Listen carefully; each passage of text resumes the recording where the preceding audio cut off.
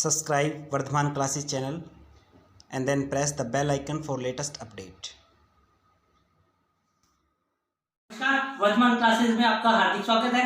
आज हम corona virus के ऊपर दूसरा जो लेक्चर है हमारा वो लेके आए हैं। ये दूसरा लेक्चर काफी बच्चों के मैसेज आ चुके हैं, क्योंकि सभी बच्चे जो हरियाणा विद्यालय बोर्ड द्वारा आयोजित होने वाली प्रतियोगिता उसका काफी इंतजार कर रहे हैं। उसी को मद्देनजर रखते हुए आज हम कोरोना वायरस के दूसरे टॉपिक के ऊपर डिस्कस करेंगे।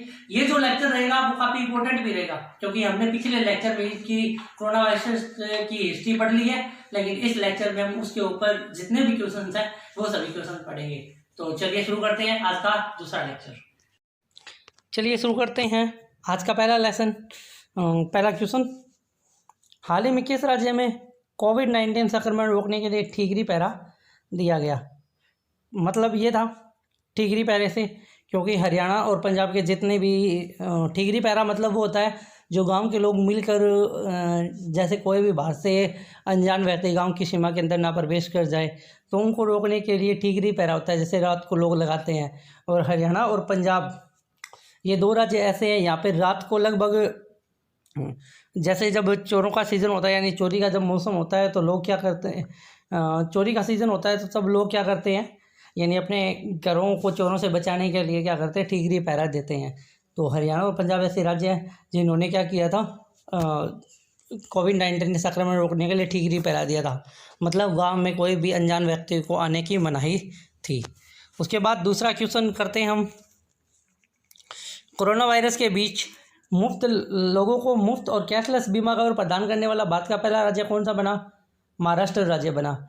महाराष्ट्र ने क्या किया है, कोरोना जो वॉरियर्स हैं यानी कोरोना फाइटर्स हैं, कोरोना बीमारी से लड़ने वाले हैं, उन सभी को क्या 5-5 लाख का कोरोना वारी जो बीमा है वो बीमा उन्हें प्रदान किया है और कैशलेस बीमा रहेगा। इसी की तर्ज पर मुख्यमंत्री ममता बनर्जी ने भी ये पहल की है और ये बोला है भी जो फर्स्ट कदम पे यानी जो सबसे आगे रहने वाले जो वॉरियर्स हैं जो कोरोना की फाइट में लोगों की मदद कर रहे हैं, कोरोना से लड़ने में, संक्रमण से बचने में, तो उन सभी को भी कैशलेस जो बीमा कवर है वो प्रदान किया जाएगा। उसके बाद किस राज्य ने में हाल ही में बड़ा फैसला लेते हुए जो लॉकडाउन था उसको 29 मई तक बढ़ाने का ऐलान किया है? तो तेलंगाना, बिहार, दिल्ली और Goa.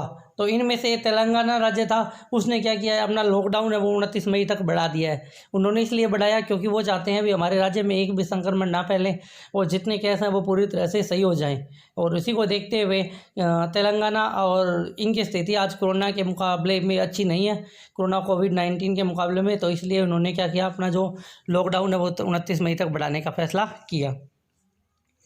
Centre for monitoring Indian economy CMII, centre monitoring Indian economy, ये एक ऐसी संस्था है जो क्या करती है, पूरे देश की इकोनॉमी के ऊपर रिपोर्ट तैयार करती है। कहाँ पे कितने लोग रोज़गार है, कहाँ पे कितने लोग बेरोज़गार है, कौन किस सेक्टर में कितना रोज़गार ज़्यादा है, किस सेक्टर में रोज़गार कम है, इन सभी चीज़ों पे क्या करती है ये जो संस्था है, ये क्या करती है, रिपोर्ट तैयार करती है। तो इसने कोविड-19 के लॉकडाउन के दौरान हाल ही में क्या किया था, एक रिपोर्ट तैयार की थी और इस रिपोर्ट में ये बताया था कि कोविड-19 लॉकडाउन के दौरान अप्रैल माह में कितने लोग बेरोजगार हो गए थे, यानी ओनली अप्रैल का इसने डाटा दिया था अभी तक। तो उसने बताया था 12.2 करोड़ लोग, यानी 12.2 करोड़ लोग हैं वो बेरोजगार हो गए थे। उसके बाद कोविड-19 प्रकोप के कारण जो कोविड-19 का प्रकोप है, उस वायरस का नाम क्या है, यानी ये जो महामारी फैल रही है ये किस वायरस के कारण फैलती है? तो वुहान वायरस नहीं हो सकता, क्योंकि ये वुहान सिटी के ऊपर फैला हुआ है। कोविड-19 भी नहीं हो सकता, क्योंकि ये क्या है, डिजीज़ का जो साइंटिफिक नेम दिया गया है ये WHO ने दिया था, तो इसलिए ये भी नहीं हो सकता। SARS-CoV-2 हो सकता था, लेकिन यदि मार्स का 2 हटा दिया जाए, ओनली मार्स रखा जाए, तो ये है और SARS-CoV-2, यानी मोर्स और सार्स था सर्वर एक्यूट रेस्पिरेटरी सिंड्रोम और मार्स था मिडल ईस्ट रेस्पिरेटरी सिंड्रोम, यानी ये दोनों वायरस हो सकते थे। लेकिन अभी क्या रहेगा, हमारा डी ऑप्शन सही रहेगा, यानी क्या ऑप्शन सही रहेगा, क्योंकि इसमें क्या है, ऊपर वाले ऑप्शन में 2 है। उसके बाद है what is the corona virus. Corona virus क्या है? कोरोना वायरस के बारे में हम बात करते हैं तो कोरोना वायरस क्या है, फैमिली ऑफ वायरस है। Okay, family of Nido virus है। बोथ ए और बी करेक्ट है। यस, बोथ ए और बी करेक्ट है, क्योंकि ये क्या है, group of virus and Nido virus, यानी बहुत सारे अलग अलग समूह के वायरस, अलग अलग बीमारियों के जो रिस्पेक्टिव वायरस होते हैं उन सभी का मिलकर क्या है, एक ग्रुप है। तो उसके बाद हम बात करते हैं आगे के क्वेश्चन का। Which of the following disease related to corona virus, corona virus से कौन सी है, अभी हम बात कर चुके हैं। सोर्स और मोर्स, यानी जो दोनों बीमारियां, ये दोनों बीमारियां क्या है, इससे संबंधित है, यानी कोरोना वायरस से संबंधित है। और कोरोना वायरस क्या है, कोरोना वायरस एक वायरस परिवार, यानी वायरस का एक बड़ा परिवार है, या निडो वायरस का एक बड़ा परिवार है। निडो वायरस वो वायरसेस होते हैं जो क्या करते हैं, एनिमल के द्वारा फैलते हैं, यानी उनके जो डिजीज़ होते हैं या रोग होते हैं उनके फैलने का कारण हम देखें तो एनिमल्स ही मुख्य होते हैं। जैसे कोरोना वायरस की हम बात करें तो कोरोना वायरस क्या है, अब तक सिर्फ बेट, यानी जितनी भी स्टडी है कंफर्म नहीं कर सकते, लेकिन जो स्टडी के आधार पर रिपोर्टें आई हैं उनसे जो बैट यानी चमगादड़ है और स्नेक है, इन दोनों के खाने से, इन दोनों के डीएनए से, यानी ये वायरस है, जीनोम से वायरस हमारे शरीर के अंदर पहुंचा है। तो ये क्या है, यानी निडो वायरस वो वायरस होता है जो इन जानवरों से हमारे अंदर फैलता है। तो केवल इसमें क्या रहेगा, ए और बी दोनों सही रहेंगे। और ये इसमें नीचे डिटेल में दिया गया है। Nido virus, corona virus virus का एक परिवार है, जबकि निडो वायरस परिवार निडोवेरियलस से संबंधित है, जिसमें कोरोना वायरियड, ओटो वायरियड, यानी उसकी जो कोरोना वायरस की है अलग अलग टाइप्स होती हैं, वो सारे टाइप्स क्या इसमें शामिल है। उसके बाद 11 फरवरी 2020 को WHO ने क्या दिया था, इस बीमारी को एक आधिकारिक नाम दिया था, जैसे 2019 नोवल कोरोना वायरस का प्रकोप का कारण बनी। तो इस बीमारी का नाम क्या था, यानी आपसे सिर्फ ये पूछा था, WHO ने जो आधिकारिक नाम की घोषणा की थी वो सिर्फ हमें बताना था। तो आधिकारिक नाम की घोषणा कोविड-19, ये सही है। कोवन नहीं है, ये भी गलत है, ये भी गलत है और ये भी गलत है। तो सिर्फ हमारा ऑप्शन क्या रहता है, ये सही रहता है, कोविड-19। नोवल कोरोना वायरस के पहले मामले की पहचान कहाँ हुई थी, यानी सबसे पहला मामला कहाँ पे मिला था, तो ये बीजिंग में नहीं, ये भी चाइना का है, ये भी चाइना का है, ये भी चाइना का है, ये चाइना का है, लेकिन शंघाई, बीजिंग और तियानजिन में नहीं मिला था। सिर्फ कोरोना वायरस का पहला जो मामला था चीन के वुहान शहर में मिला था, और ये वुहान शहर के हुबई प्रांत में, हुबई जो प्रांत था उस प्रांत में जो पहला मामला मिला था। हो सकता है आपसे प्रांत भी पूछ लिया जाए और हो सकता है चीन की सिटी का नाम भी ले लिया जाए, तो आपको दोनों ध्यान रखना है। चीन के वुहान शहर के हुबई प्रांत में कोरोना का सबसे पहला मामला मिला था। ये क्वेश्चन सॉरी स्टूडेंट दोबारा आ गया, लेकिन फिर भी हम रीड करेंगे। कोरोना वायरस निम्नलिखित है किससे संबंधित है, मॉर्स और सार्स से संबंधित है। इनकी डेफिनेशंस क्या है, Middle East respiratory syndrome and severe acute respiratory syndrome.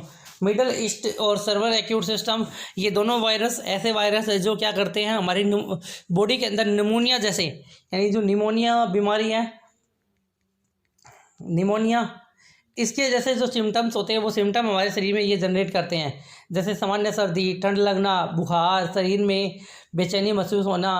तो ये सभी डिजीज़ हमारे शरीर में दिखाई देते हैं। नोवल कोरोना वायरस है, उसके जो हल्के लक्षण कुछ क्या हो सकते हैं, जैसे हम पिछले बारे में बात कर चुके हैं।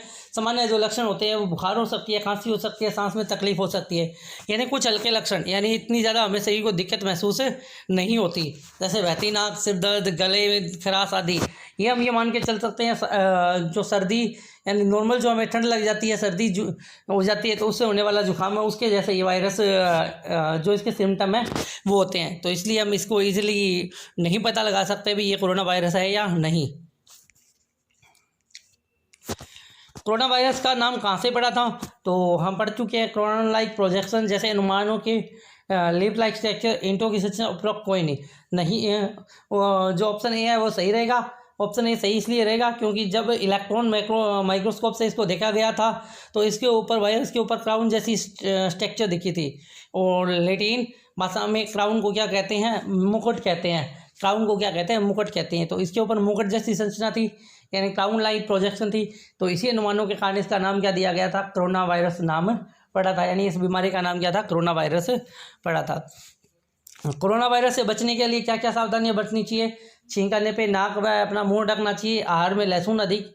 एंटीबायोटिक उपचार के लिए डॉक्टर से मिले, हर घंटे के बाद आप हाथ धोए।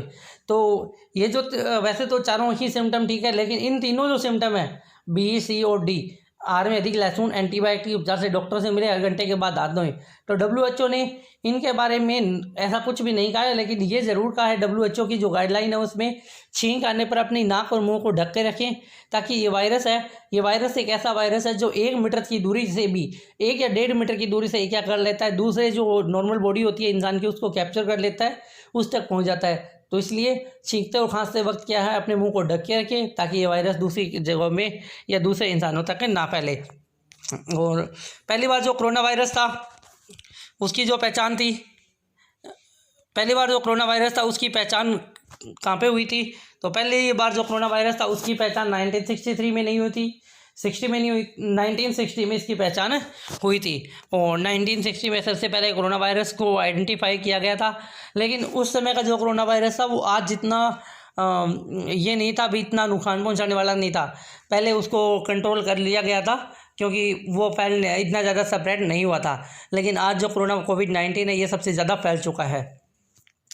किस राज्य की सरकार ने डॉक्टरों और नर्सों का वेतन दोगुने करने की घोषणा की है? तो पंजाब, महाराष्ट्र, गुजरात और हरियाणा। तो इनमें से हरियाणा ये हरियाणा आएगा।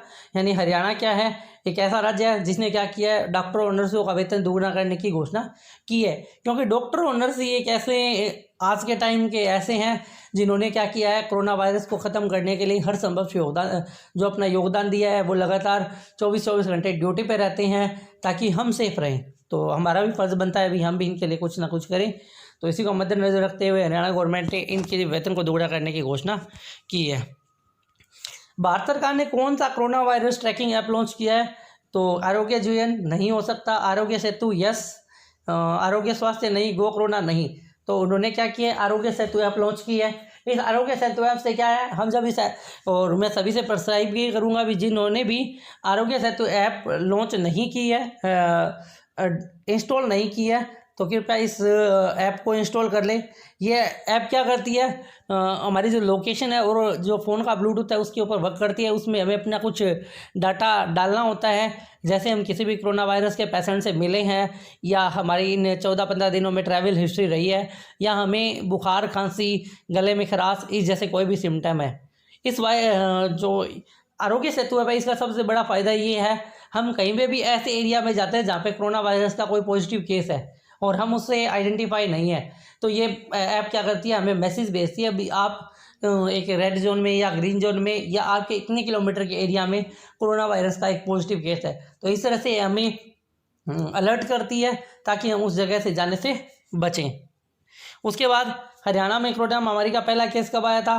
तो 4 मार्च, 5 मार्च, 6 मार्च, 7 मार्च। तो 4 मार्च 2020 को हरियाणा में कोरोना महामारी का सबसे पहला केस इसको नोट किया गया था। और उसके बाद आगे बात करते हैं हम, हरियाणा सरकार ने कोरोना को महामारी कब घोषित की थी?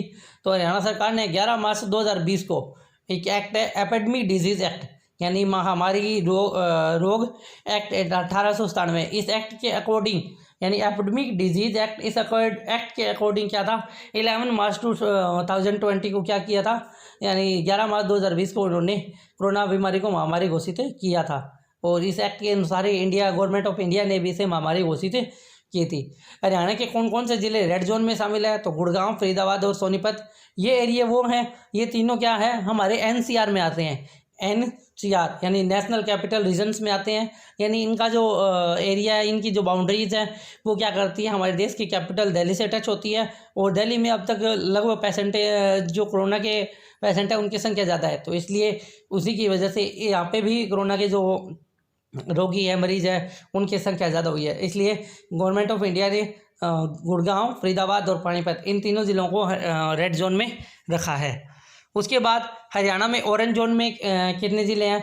तो महेंद्रगढ़ और रेवाड़ी को छोड़ के सभी भी ज़िले हैं वो क्या है, ऑरेंज जोन में है। क्योंकि महेंद्रगढ़ और रेवाड़ी ऐसे ज़िले हैं जहाँ पे कोरोना का एक भी केस नहीं है, और इसलिए महेंद्रगढ़ और रेवाड़ी को ग्रीन जोन में शामिल किया गया है। जैसे आज की हम बात करें 11 मई की शाम तक, तो आज हरियाणा का हिसार ज़िला है, ये भी कोरोना फ्री हो चुका है, क्योंकि अभी तक हिसार में भी आज के की बात करें 11 मई को शाम तक की, तो हरियाणा में हिसार में कोरोना का कोई भी एक्टिव पॉजिटिव केस नहीं है। वैसे केस थे 4, लेकिन अभी एक्टिव पॉजिटिव केस एक भी, एक्टिव और पॉजिटिव केस एक भी नहीं है। उसके बाद 10 मई तक यानी कुल कितने देशों में कोरोना वायरस फैल चुका था, तो लगभग 215 देशों में क्या है कोरोना जो महामारी थी यानी एपिडेमिक थी, ये स्प्रेड हो चुकी है। हरियाणा में 10 मई 2020 तक कोरोना के कितने मरीज थे, तो कुल मरीजों की बात करें तो टोटल 693 मरीज थे, जिनमें से 393 मरीज रिकवर हो चुके हैं, 383 मरीज जिनमें से जो 383 मरीज हैं वो रिकवर हो चुके हैं, ठीक हो चुके हैं। 300 एक्टिव केस हैं और 10 की कुल मौत हो चुकी है। 393 पॉजिटिव केसों के साथ 10 मरीज डिस्चार्ज किए जा चुके हैं और अब तक कुल हरियाणा में 10 मौतें हो चुकी है। तो मोस्टली आप हरियाणा बोर्ड के द्वारा आयोजन किए जाने वाले प्रतियोगिता के लिए तैयारी कर रहे हैं, तो मोस्टली टारगेट रहेगा, क्योंकि हरियाणा बोर्ड है तो वो क्या करेगा, हरियाणा के ही टारगेट रखेगा। इसलिए आप हरियाणा के जो क्वेश्चन है वो मोस्टली ध्यान से देखिए और उन पे गौर भी करें। तो कितने 393 पॉजिटिव केसों के साथ 300 मरीज डिस्चार्ज किए जा चुके हैं और टोटल कितने होते हैं 10 ये है, यानी टोटल हरियाणा में इतने केसेस है। उसके बाद हरियाणा में कुल कितने आइसोलेशन वार्ड और क्वारंटाइन फैकल्टी उपलब्ध कराई गई है, तो 34,876 बेड के साथ हरियाणा ने गवर्नमेंट और प्राइवेट हॉस्पिटलों को मिलाकर 601 गवर्नमेंट और प्राइवेट हॉस्पिटल में 34,876 बेड हैं उनको रिजर्व किया है और आइसोलेशन के लिए और क्वारंटाइन के लिए। हरियाणा में अब तक कितनी लैब हैं जिनमें क्या है सबसे ज़्यादा जो कोरोना महामारी है उसकी जांच की जाती है, तो हरियाणा में टोटल 8 लैब है और सबसे ज़्यादा जो सैंपल है वो PGIMS रोहतक उसमें टेस्ट किए जाते हैं। उसके बाद भारत का सबसे पहला जो केस था वो किस राज्य में मिला, तो भारत का जो सबसे पहला केस था वो केरल राज्य में मिला था। पेशेंट का नाम या रोगी का नाम नहीं बताया जाता, उनकी जानकारी, उनकी जो सूचनाएं होती है वो कॉन्फिडेंशियल होती है, इसलिए वो किसी के साथ साझी नहीं की जाती, वो सीक्रेट रहती है। इसलिए सिर्फ ये बताया जाता है कि स्टेट में सबसे पहले जो केस पाया गया था वो पाया गया था केरल राज्य में। चाइना ने भी ऐसा नहीं किया है, चाइना का भी हमने स्टडी किया था, सर्च की थी, चाइना ने भी अपने उस पेशेंट का नाम नहीं बताया। हालांकि सबसे पहला केस चाइना के वुहान शहर के हुबेई प्रांत में मिला था, लेकिन उसने भी नाम नहीं बताया, तो हम नाम नहीं बता सकते। भारत के किन राज्यों में सबसे कम कोरोना के केस पाए गए, तो भारत के सबसे हम बात करें मिजोरम, मणिपुर और अरुणाचल प्रदेश। गोवा की हम बात करें तो गोवा में एक्टिव 7 केसेज है अभी एट ए टाइम। यदि WHO की रिपोर्ट और कोविड-19 का जो हम ग्राफ देखें तो उसमें आज के टाइम की बात करें तो कोविड-19 के 7 केस है गोवा में, लेकिन मणिपुर, मिजोरम और अरुणाचल प्रदेश ये तीनों स्टेट ऐसे स्टेट है जिनमें एक ही केस मिला है, यानी सबसे कम केस मिला है कोविड-19 का। उसके बाद बात करते हैं according to WHO when and where first corona virus confirmed case was found outside China, यानी चाइना से बाहर कोरोना का जो पहला केस मिला था वो किस जगह पे और कब मिला था, तो वो 13 जनवरी 2020 को थाईलैंड में मिला था। यानी सबसे पहला जो कोरोना यानी चाइना के आउटसाइड जो कोरोना पेशेंट मिला था वो थाईलैंड में मिला था। उसके बाद धीरे धीरे ये पूरे वर्ल्ड में सेपरेट होता गया। और what is the full form of कोविड-19, तो कोविड-19 की फुल फॉर्म रहेगी CO corona VI virus D disease 2019, यानी कोरोना महामारी 2019। कोविड-19 के फुल फॉर्म को CO corona VI virus D disease 19 का 2019। उसके बाद आगे क्वेश्चन है how long does the virus survive on surface. ये क्वेश्चन मोस्ट इंपॉर्टेंट रहेगा हमारी नॉलेज के लिए भी। जो कोरोना का वायरस है वो कितने टाइम के लिए किस सरफेस पे जिंदा रहता है, तो हम बात करेंगे। जैसे ये मोस्ट इंपॉर्टेंट थिंग है अभी हम अलग अलग, क्योंकि ये वायरस है ये हाउस होल्ड जो डिसिपिकेंट है उन पे रहता है, तो स्टडीज़ अभी तक की जो स्टडीज़ है यानी वो बता रही है 72 आवर्स प्लास्टिक पे रहता है, स्टेनलेस स्टील और जो प्लास्टिक है उन दोनों पे लगभग 72 घंटे जीवित रहता है। जो कॉपर है यानी तांबा है उस पर 4 घंटे जीवित रहता है और कार्डबोर्ड जो गत्ता है उसके ऊपर ये 24 घंटे जिंदा रहता है। तो प्लास्टिक और स्टेनलेस स्टील है, इनके बर्तनों का ना यूज़ किया जाए, कम से कम यूज़ किया, ना तो नहीं बोल सकते लेकिन कम से कम यूज़ किया जाए, क्योंकि इस पे इसका वायरस का इफेक्ट है वो सबसे ज़्यादा रहता है। हम देख सकते हैं इस वायरस का इफेक्ट स्टेनलेस स्टील के प्लास्टिक के ऊपर लगभग 72 घंटे का है, प्लास्टिक और स्टील के ऊपर। जबकि हम बात करें कॉपर की, यानी पहले जो बुजुर्ग होते थे वो काफ़ी लंबी जीवन जीते थे, क्योंकि वो तांबे की जो चीज़ें थी वो प्रयोग करते थे, यानी तांबे के बर्तन खाने के, चाहे खाना पकाने के थे वो। तो आजकल हमें भी इन चीज़ों पे जोर देना चाहिए, इन भारी बर्तनों का प्रयोग करना चाहिए, जिससे क्या है इस बीमारी से बच सके। और 24 आवर ऑन कार्डबोर्ड, तो कार्डबोर्ड की तो हम बहुत चीज़ें कम यूज़ करते हैं, इसलिए हमें क्या करना चाहिए, सिर्फ कॉपर वाले इस पर ध्यान देना चाहिए ताकि चार। और WHO ने यह भी कहा है हमारे जो हैंड्स है वो अल्कोहल बेस्ड सैनिटाइज़र से रब करें या सोप और वाटर से लगभग 20 सेकेंड तक, यानी जब हम हाथ को साबुन से साफ़ करते हैं तो साबुन हमारे हाथों पे लगभग 20 सेकेंड तक लगा रहना चाहिए। उसके बाद हाथ को साफ़ करें और धोएं। और हमको जब भी खांसते हैं या छींकते वक्त अपने हाथों को, नाक को ना छुएं, और यदि छू भी लिया है तो उस हाथ को पहले धोएं। बिना धोए अपने आँखों को, मुंह को या नाक को टच ना करें। और मोर अपडेट के लिए आप हमारा जो वर्धमान क्लासेस का यूट्यूब फेसबुक पेज है उस पर भी आप जुड़ सकते हैं। और तो इस पेज पे आप अपना रिक्वेस्ट डालें, इस पेज से जुड़ें और ज़्यादा से ज़्यादा इस पेज को सब्सक्राइब करें। आप हमारे टेलीग्राम चैनल हैं, इससे भी जुड़ सकते हैं। टेलीग्राम चैनल का लिंक यहाँ पे भी दिया गया है और आपको डिस्क्रिप्शन में भी टेलीग्राम लिंक का चैनल मिल जाएगा, जहाँ पे आपको इस वीडियो का PDF भी आपको चाहिए, यानी आज का जो लेक्चर आया इस वीडियो का आपको PDF चाहिए, तो इस PDF के लिए भी आप टेलीग्राम के लिंक को ज्वाइन कर सकते हैं। वहाँ पर आपको टाइम टू टाइम हमारे चैनल से जुड़ी अपडेट भी मिलेगी और आपको इस लेक्चर का वीडियो भी वहाँ पर उपलब्ध होगा।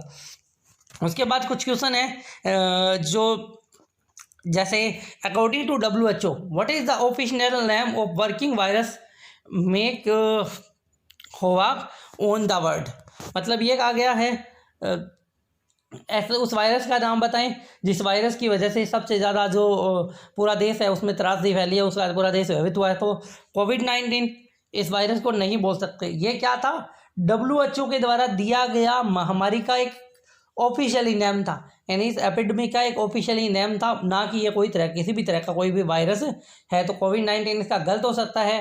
SARS-CoV-2, yes SARS-CoV-2 server acute respiratory syndrome, ये इसका आंसर सही है। 43% लोगों ने इसका आंसर दिया था, तो ये आंसर सही है। 55 लोगों ने आंसर दिया था, वो आंसर गलत है। ज़रूर नहीं मेजोरिटी हर बार सही कहती हो, माइनॉरिटी भी हर बार सही कहती है। चाइना फ्लू ये भी नहीं हो सकता, और द कोरोना वायरस ये भी नहीं हो सकता। तो सिर्फ क्या है SARS-CoV-2 यानी SARS कोरोना वायरस 2, ये क्या इसका राइट आंसर रहेगा। ये कर तो चुके हैं लेकिन फिर भी देखते हैं। Name the city where first have been detected कोविड-19 का फर्स्ट क्या डिटेक्ट किया गया, तो संघाई 0% लोगों ने आंसर दिया तो गलत आंसर है। हुबई 2% लोगों ने आंसर दिया तो गलत है। हुआन गलत है, और वुहान और रूहान दोनों अलग अलग है, नाम सेम नहीं है। तो वुहान जिसका लगभग 95% लोगों ने सही आंसर दिया था, तो ये जो हमारा आंसर रहेगा ये क्या है, सही आंसर रहेगा। तो आज का ये लेक्चर ख़त्म होता है। ये लेक्चर कैसे लगा कमेंट करके हमें ज़रूर बताएं। साथ में इस वीडियो का यदि आपको PDF चाहिए तो इसके लिए आप हमारे टेलीग्राम लिंक वर्तमान क्लासेस से भी जुड़ सकते हैं। साथ में आप हमें पर्सनल मैसेज करके इस लेक्चर का PDF लिंक भी आप ले सकते हैं।